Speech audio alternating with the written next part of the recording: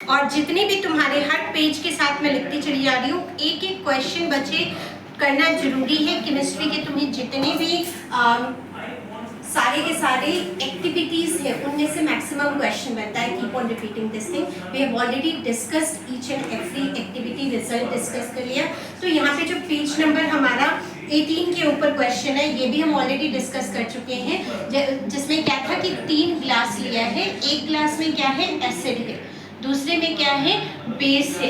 अब देखो, जब कभी भी इस टाइप का क्वेश्चन आए ना, पेज नंबर 18 में साथ में पेज नंबर भी मेंशन करती जा रही हूँ ताकि तुम्हारे लिए क्या हो, इजी हो। अब मान लो ये तुम्हारा क्या है, एसिड है, राइट। जो दूसरा बीकर लिया है या टेस्ट ट्यूब लिया है उसमें तुम्हारा क्या है, बेस है।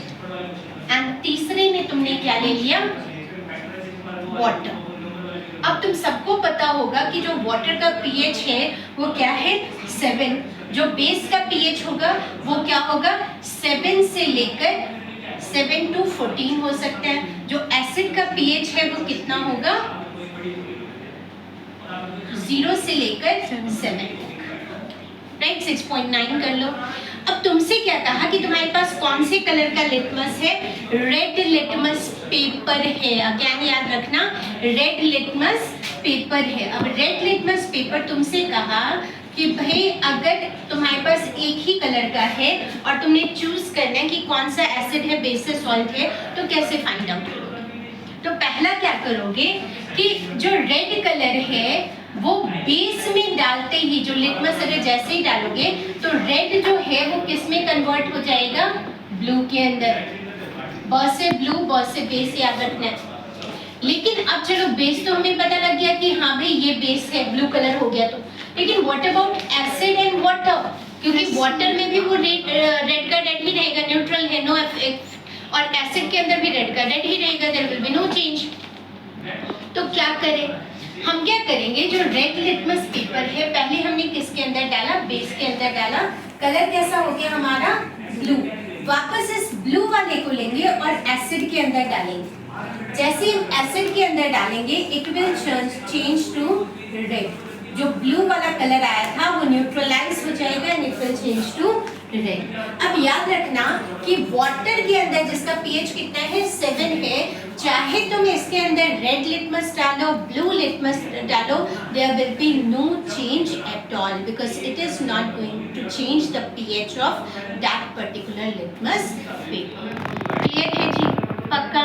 चलिए आगे। तो there will be no change in the colour. यहाँ पे क्या होगा, red will turn to blue and here the blue will turn to red. वो स्टेप वाइज तुमने लिखना है। आ जाओ नेक्स्ट पेज, पेज नंबर 22 के ऊपर। The next is on page number 22। तो पेज नंबर 22 के ऊपर जो क्वेश्चन 1 है बेटा, क्वेश्चन 1 तुमसे क्या कह रहा है, why should curd and sour substances not to be kept in brass copper vessels? It's not about curd और sour substances। sour substances में mainly जो हम लोग गलतियाँ करते हैं ना, वो पिकल की गलतियाँ करते हैं। तुमने देखा है मम्मा अचार रखती होती है, अभी तो सीजन भी है, आम का अचार बनाऊंगा घर में, है ना। तो बताओ जरा, अचार किस कंटेनर में रखते हैं तुम्हारे घर में? Air tight. और कुछ किस टाइप का कंटेनर होता है? ग्लास। वेरी गुड, शीशे वाली उसमें रखते हैं। और या तो कई लोग प्लास्टिक में रखते हैं, but glass is the best way क्योंकि लाइट भी आती रहती है उससे। तो कह रहा है कि कॉपर या ब्रास में क्यों नहीं रखना चाहिए। तो मैं याद है एक रिएक्शन हमने किया था metal with acids. Do you remember the reaction, metal with acids, जिसमें सॉल्ट फॉर्मेशन हो रही थी और साथ में हाइड्रोजन गैस जो है वो लिबरेट हो रहा था। यहाँ पे देखो इस क्वेश्चन में क्या ध्यान देना है तुमने कि जो कॉपर है या फिर जो ब्रास है, ये दोनों के दोनों तुम्हारे क्या है, मेटल, राइट। और जो तुम्हारा कर्ड है और पिकल है, ये भी मैं साथ में लिखवा रही हूँ क्योंकि प्रॉब्लम क्या आती है, बच्चे यहाँ पे कंफ्यूज हो जाते हैं।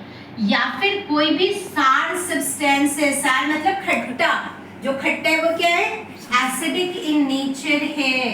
तो अगर एसिड को तुम किसी भी मेटल में रखोगे तो क्या होगा, it will react with the metal and being corrosive, acid का नेचर क्या है बेटा?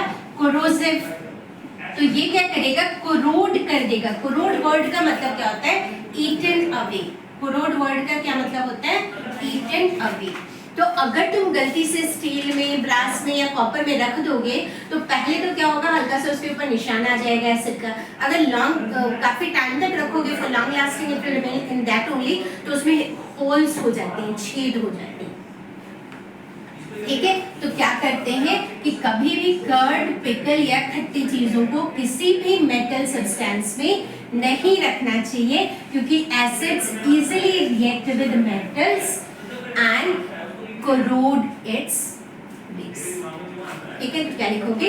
It eats away। लिखोगे पहला पॉइंट कि क्या बताओगे? ये मेटल है। दूसरा पॉइंट ये एसिड है। दोनों का रिएक्शन हो जाएगा। दोनों का रिएक्शन हो गया तो क्या रिएक्शन का कॉन्सिक्वेंसेस क्या होगा? The metal will be eaten away और विल बी corroded। तो to avoid this reaction we don't put it और keep it in the metallic substance. अगला क्वेश्चन देखो, which gas is usually liberated when an acid reacts with metal? Illustrate, same ले लो। तो हाँ, very पहले क्या लिख लोगे? कहता है which gases, तो मेटल प्लस एसिड। यहाँ पे गैस क्या हो गया? सॉल्ट। इसको ऐसे ही याद कर लो, सॉल्ट प्लस तुम्हारा क्या होगा? Hydrogen gas will be liberated. तो कौन सा गैस है जो लिबरेट होगा? Hydrogen gas. ठीक है, इलस्ट्रेट विद एन एग्जांपल। तो इलस्ट्रेट विद एन एग्जांपल में क्या ले लोगे भी? Zinc granule. कौन सा एग्जांपल किया था?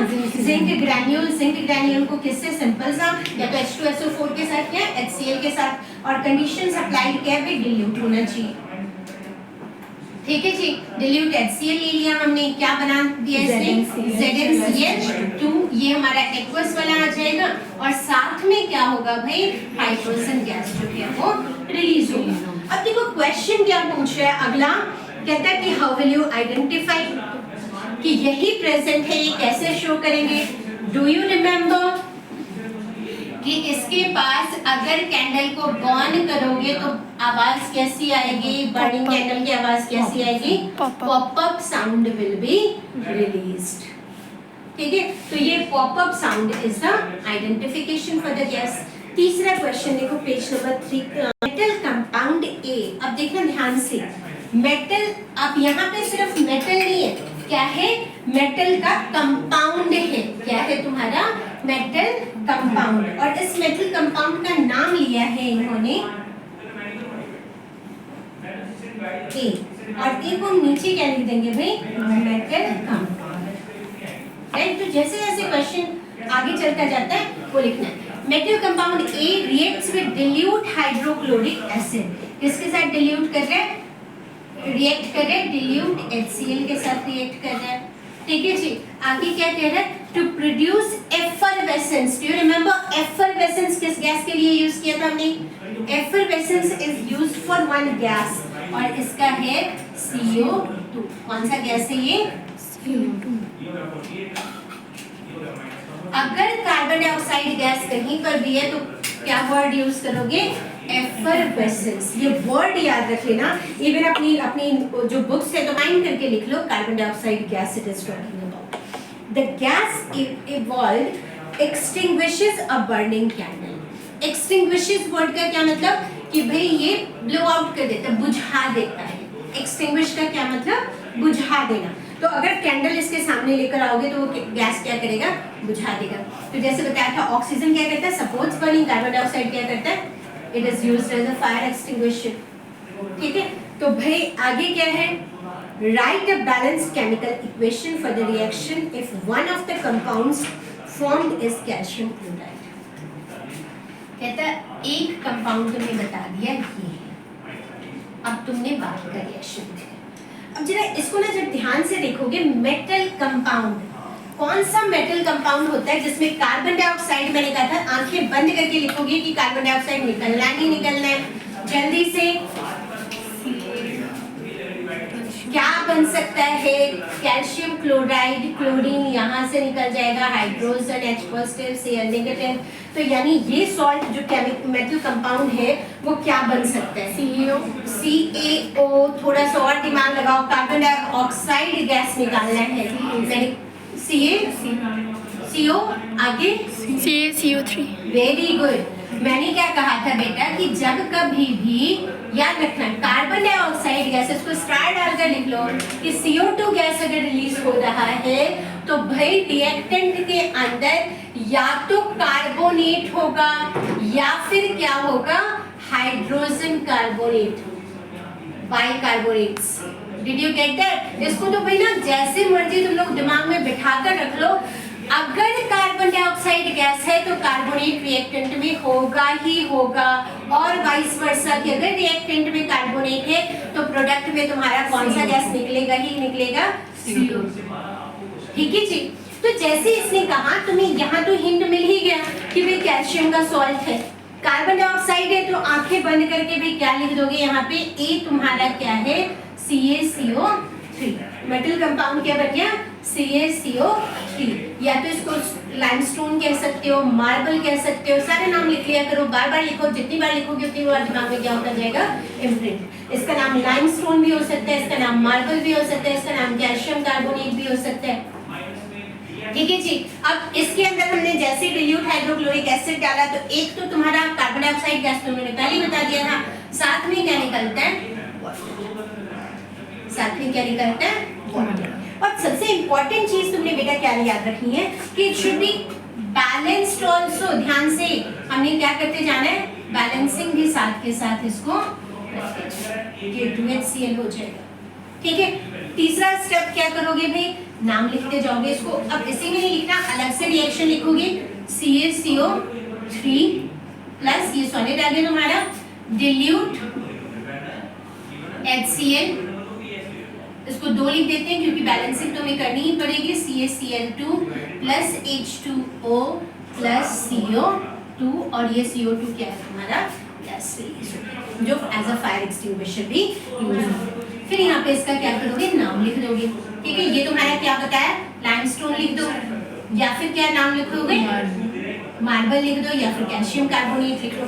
Best used to be calcium carbonate. यहाँ पे क्या लिख दोगे, डिल्यूट हाइड्रोक्लोरिक एसिड, ये क्या आ गया, कैल्शियम क्लोराइड, ये क्या आ गया, वाटर, और ये क्या आ जाएगा, कार्बन डाइऑक्साइड। फाइन। अब पेज नंबर 25 के ऊपर तुम्हारे 6 क्वेश्चंस गिवन हैं। अगर तुम पहले क्वेश्चन को देखो तो कहता है why do HCl, HNO3 etc. show acidic character in aqueous solutions while solution of compounds like alcohol, glucose do not show acidic character। देखो इस टाइप के जो क्वेश्चंस होते हैं ना बेटा, अटेम्प्टेशन की बात करेंगे, इसको ना तुम 2 पैराग्राफ में लिखोगे। पहले पैराग्राफ में तुम किसकी बात करोगे कि जो HCl है या फिर तुम्हारा क्या है, HNO3 है। HCl मतलब हाइड्रोक्लोरिक एसिड, HNO3 मतलब नाइट्रिक एसिड। अब ये क्या कह रहा है कि जब कभी भी तुमने देखा होगा कि भाई इसको रिएक्ट करवाते हैं तो हम AQ लिखते हैं, that is aqueous solution, right. तो कहते हैं ये हमेशा जो है वो डिसोसिएट, सिर्फ और सिर्फ वाटर क्यों चाहिए इसको डिसोसिएशन करने, तो तुम क्या लिखोगे कि वाटर के अंदर ही ये जो दोनों के दोनों हैं वो क्या होते हैं, हाइड्रोजन गैस रिलीज करते हैं। H पॉजिटिव आयन जो है क्या करेंगे, ये H पॉजिटिव आयन वो किसकी प्रेजेंस में सिर्फ और सिर्फ रिलीज करेंगे, वाटर की प्रेजेंस में रिलीज करेंगे। समझे? तो यहाँ पे ये 2 चीजें बना रहा है, एक तो तुम्हारा बना रहा है H पॉजिटिव आयन, या फिर तुम्हारा क्या बनाता है, H3O positive hydrogen ion, right. तो ये पूरी लाइन वाइज तुम्हें इसको लिखना पड़ेगा। दूसरा जो पैराग्राफ बोला मैंने कि 2 पार्ट्स में इसको एक्सप्लेन करोगे, तो दूसरे पार्ट में क्या लिखोगे बेटा कि डिस्पाइट, वर्ड देखना ध्यान से, despite the presence of hydrogen in glucose, और साथ में और क्या यूज किया है, कोई भी ले लो, ठीक है, कि भाई डिस्पाइट उसके अंदर भले ही वो प्रेजेंट है, और या फिर डिस्पाइट की जगह वर्ड क्या यूज कर सकते हो, in spite of the presence of, ठीक है, दोनों वर्ड सही है। तो अंग्रेजी में साथ के साथ तो क्या कहेंगे कि भाई एच प्रेजेंट है उसके अंदर, बट प्रॉब्लम क्या आती है, but that does not dissociate, और या तो डिसोसिएट वर्ड यूज कर लो या फिर क्या यूज कर सकते हो, रिलीज, by dissolving in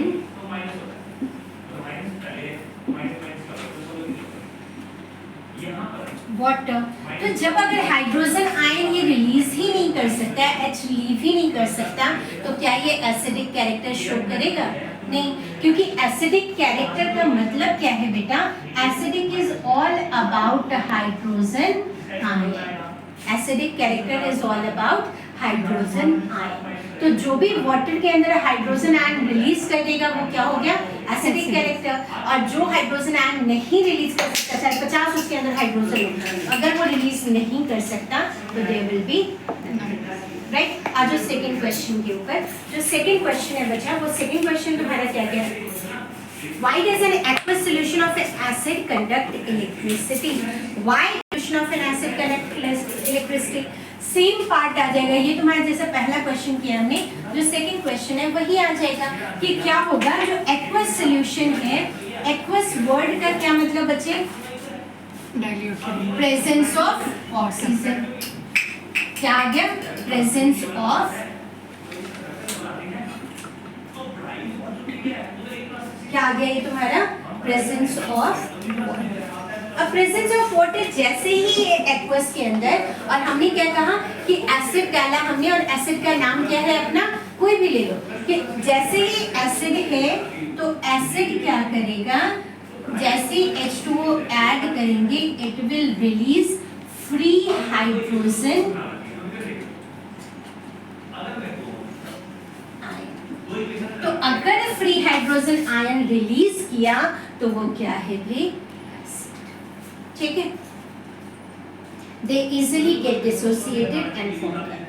आगे और पूछे कंडक्ट क्यों करता है इलेक्ट्रिसिटी, अब कंडक्ट क्यों करेगा, यही वर्ड यूज करोगे कि इसके अंदर फ्री हाइड्रोजन आयन, क्या है इसके अंदर, फ्री हाइड्रोजन आयन। याद रखना बच्चे कि जिसमें भी फ्री हाइड्रोजन आयन का मतलब क्या हो गया कि फ्री इलेक्ट्रॉन्स, क्या है इसके अंदर, फ्री इलेक्ट्रॉन्स। जब हम इलेक्ट्रिसिटी वाला चैप्टर करेंगे तो उसके अंदर आता है कि इलेक्ट्रिसिटी जो फ्लो हो रही है या करंट फ्लो होने के कारण हो रहा है, और करंट फ्लो होने का क्या मतलब है, मूवमेंट ऑफ इलेक्ट्रॉन्स, ठीक है, मूवमेंट ऑफ इलेक्ट्रॉन्स। और इलेक्ट्रॉन्स क्या है, चार्ज पार्टिकल्स, ठीक है, ये सारे के सारे क्या है, चार्ज्ड पार्टिकल। तो अगर कोई पार्टिकल चार्ज्ड है तो वो क्या कंडक्ट करेगा, इलेक्ट्रिसिटी। अगर चार्ज नहीं है तो इलेक्ट्रिसिटी कंडक्शन नहीं होगी। तो भाई जब तक वाटर नहीं ऐड करोगे एसिड में या बेस में या सॉल्ट में, तब तक वो फ्री इलेक्ट्रॉन्स उसमें नहीं आएगा, और जैसे ही फ्री इलेक्ट्रॉन्स नहीं आएगा, चार्ज पार्टिकल नहीं है, चार्ज पार्टिकल नहीं है, तो क्या इलेक्ट्रिसिटी कंडक्ट करेगा, ठीक है। चलेंगे क्वेश्चन पे। The next question says, why does dry HCl gas change the color of the dry litmus paper? Not word खा गए, बोलते बोलते है ना, तो not is very important। अब बार बार अभी अब तक हम यही डिस्कस कर रहे हैं, ये क्वेश्चन बहुत बहुत बहुत इम्पोर्टेंट है, इसको ट्विस्ट करके भी ड्राई वर्ड के ऊपर फोकस करना। ड्राई का क्या मतलब है बच्चा, कि देयर इज नो वाटर, क्या है, नो वाटर, यानी हमने एक हाइड्रोक्लोरिक एसिड लिया, ठीक है, अब हाइड्रोक्लोरिक एसिड तो है लेकिन पानी इसमें ऐड नहीं किया। अब मैं बार बार जो कह रही हूँ कि पानी का क्या रोल है, पानी का रोल है हाइड्रोजन आयन को वो अलग कर देता है, क्या कर देता है, हाइड्रोजन आयन को रिलीज करता है या तोड़ने का काम करता है। पानी क्या काम कर रहा है, एसिड को ब्रेक करने का। अब ये क्या है, हमारा ड्राई है, तो क्या ब्रेकेज हुई। अब अगर ड्राई है तो मुझे नहीं पता भाई ये एसिड है, बेस है या सॉल्ट है, मैं नहीं पता कर सकती। कब पता कर सकती हूँ, जब मैं इसके अंदर क्या मिक्स होगा, डिल्यूटेड होगा, वाटर होगा, एक्वस होगा, राइट। तो पहले तो ये ड्राई है, ऊपर से हमने जो लिटमस पेपर लिया वो लिटमस पेपर भी क्या है, ड्राई है। लिटमस पेपर भी क्या है, ड्राई है। That means if there is any source of water, है कोई सोर्स नहीं है। अगर वाटर की सोर्स नहीं है तो क्या HCl डिसोसिएट होगा, नहीं होगा। जब डिसोसिएशन ही नहीं होगी तो हमें क्या क्या पता है एसिड है बेस है क्या, तो क्या करेगा ये, कोई टेस्ट शो नहीं करेगा। तो ये क्वेश्चन कई बार एग्जाम में आ चुका है बेटा कि अगर ड्राई किसी के साथ भी, मान लो मैग्नीशियम, जब मैग्नीशियम रिबन किया था ना तब भी मैंने तुम्हें ये बताया था कि मैग्नीशियम रिबन का जो है वो MgO गैस बनाता है, ठीक है, और वो जो व्हाइट ऐश रिलीज होती है वो भी MgO है, मैग्नीशियम ऑक्साइड है। अगर वो ड्राई है और लिटमस पेपर उसके पास लेकर आओगे तो तुम्हें पता नहीं वो बेसिक कैरेक्टर है या एसिडिक कैरेक्टर है। लेकिन अगर उसी MgO जो ऐश तुम्हारा व्हाइट कलर का है उसके अंदर अगर तुम एक ड्रॉप पानी डाल दो और फिर लिटमस पेपर डालोगे तो क्या होगा, जो MgO है वो क्या बन जाएगा, MgOH ट्वाइस। और क्या रिलीज करेगा, डिसोसिएशन कैसे होगी उसकी,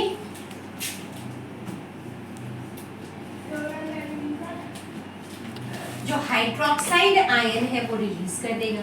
और जैसे ही OH नेगेटिव आयन रिलीज हुआ तो तुम्हें कौन सा कैरेक्टर पता लग जाएगा, बेसिक। कौन सा कैरेक्टर पता लग जाएगा, बेसिक। बट जब तक पानी नहीं डलेगा उसके अंदर तब तक हमें नहीं पता वो एसिडिक है, बेसिक है या फिर न्यूट्रल है। क्लियर हो गया पानी का रोल, क्लियर, पक्का। तो ड्राई वाला कभी भी शो नहीं करेगा, सीधा लिख दोगे because in the absence of water there will be no dissociation taking place in the ionic compounds. ठीक है जी। नेक्स्ट फिफ्थ क्वेश्चन तुम्हें कह रहा, sorry fourth question, while diluting an acid why is it recommended that acid should be added to water and not water to the acid? very important question, ये तुम्हें लिखवाया जा चुका है, ठीक है। अगर तुम एसिड के अंदर तुम्हारा क्या है, ये मान लो एसिड है और इसके अंदर अगर वाटर डालोगे तो वाटर डालते ही क्या होगा, एसिड एक्सोथर्मिक रिएक्शन शो करेगा। क्या वर्ड यूज करोगे, the acid use to be highly exothermic in nature. क्या होता है, हाईली एक्सोथर्मिक इन नेचर। कौन, एसिड। अब जैसे ही उसमें पानी डाला तो फटाफट उसकी डिसोसिएशन क्या होगी, शुरू हो जाएगी और जो एसिड है वो बिल्कुल जोर से एकदम ही क्या करे होगा, बीकर से बाहर की तरफ निकलने लगी। और क्या हो सकता है, जो वहाँ पे चीजें हैं वो सारी डैमेज हो जाएंगी। अगर तुम्हारे हाथ पे हल्का सा भी गिरा तो डैमेज, तुम्हारा स्किन डैमेज, तुम्हारी बोन्स तक डैमेज कर सकता है क्योंकि बहुत स्ट्रॉन्ग है। तो डिल्यूशन के टाइम हम क्या करते हैं, एसिड में ना डाल के हम क्या लेते हैं भाई, वाटर लेते हैं और वाटर के अंदर क्या डालते हैं, एसिड। और वो भी स्लोली डालते हैं। क्या, कैसे डालते हैं, स्लोली। क्यों डालेंगे एसिड स्लोली, क्योंकि ये हाईली एक्सोथर्मिक है तो जितना कम एसिड पानी में डलेगा पानी उसको क्या करता रहेगा, अब्सॉर्ब करता रहेगा। समझ के, और जो इसका एक्सोथर्मिक रिएक्शन है वो थोड़ा सा क्या हो जाएगा, समझ गए। तो वाइल डिल्यूशन किसको किस में डालोगे, वाटर को डालेंगे एसिड में या एसिड को डालेंगे वाटर में। वेरी गुड, किसको डालेंगे, एसिड को डालेंगे वाटर में और वो भी कैसे डालेंगे, स्लोली। ठीक है। देखो फिफ्थ क्वेश्चन है, how is the concentration of hydronium ion affected when a solution of N acid is diluted. अब ये बड़ा अच्छा सा पॉइंटर है हमारा, देखो जरा ध्यान से। कहता है कि भाई तुम्हारे पास क्या लिया हमने, कहता है जो H3O पॉजिटिव आयन है इसको हम क्या कह देते हैं, हाइड्रोनियम आयन। अब ये हाइड्रोनियम आयन का जो कॉन्सेंट्रेशन है, अगर एसिड है और स्ट्रॉन्ग एसिड है, कौन सा एसिड है, स्ट्रॉन्ग एसिड है, वो जैसे ही किसमें डला, हमारा H2O के अंदर डला, तो क्या होगा, ये एसिड रिलीज क्या करेगा, H पॉजिटिव। क्या रिलीज करेगा, H पॉजिटिव। ये H पॉजिटिव किसके साथ ऐड हुआ, वाटर के साथ, और बनाया क्या इसने, H3O पॉजिटिव, हाइड्रोनियम आयन बनाया। तो कहता है कि अगर एसिड तुम्हारा क्या है, डिल्यूटेड एसिड हमने यूज किया, एसिड कौन सा यूज किया, डिल्यूटेड, तो उसके ऊपर इसका क्या असर पड़ेगा, ये ज्यादा होगा या कम होगा, वाटर की जो क्वांटिटी है वो बढ़ जाएगी। वाटर की क्वांटिटी बढ़ जाएगी। इस आयन की बात करें कि इसका क्या असर होगा, ये किस पे डिपेंड कर रहा है, एसिड के ऊपर। तो वाटर की क्वांटिटी बढ़ रही है तो भी क्या H पॉजिटिव आयन उतना रिलीज हो पाएगा, इनडायरेक्टली एसिड भी क्या हो रहा है, कम हो रहा है ना। तो जैसे एसिड कम हो रहा है तो number of H3O positive ion भी क्या हो जाएगा, डिक्रीज हो जाएगा। समझ गए। तो पहला पॉइंट क्या लिखोगे कि H3O positive depends upon the number of hydrogen ion released by acid. If acid is diluted, the water content in the acid will increase and the H positive content will decrease. So indirectly the number of H3O positive, that is hydronium ion, will also decrease. Last question देखो इसी page पे, how is the concentration of hydroxide ion, hydroxide ion यानी OH negative, affected when excess base is dissolved in solution of sodium hydroxide. इसी type का क्वेश्चन। अब हमने क्या किया, NaOH है हमारा सोडियम हाइड्रोक्साइड, क्या है, सोडियम हाइड्रोक्साइड, ठीक है जी। अब सोडियम हाइड्रोक्साइड जो है वो जब वाटर में जैसे ही जाता है वो कौन सी चीज रिलीज करता है, OH नेगेटिव। क्या रिलीज करता है, OH नेगेटिव।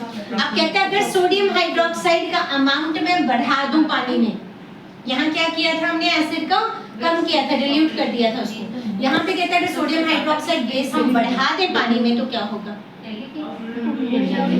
वो भी बढ़ जाएगा। क्या होगा, OH negative ion will also increase. Clear है जी, because the water will be able to dissociate more OH negative. Clear हो गया term. So this is it. अगले जो है हम बात भी करते हैं बेनिफिट्स।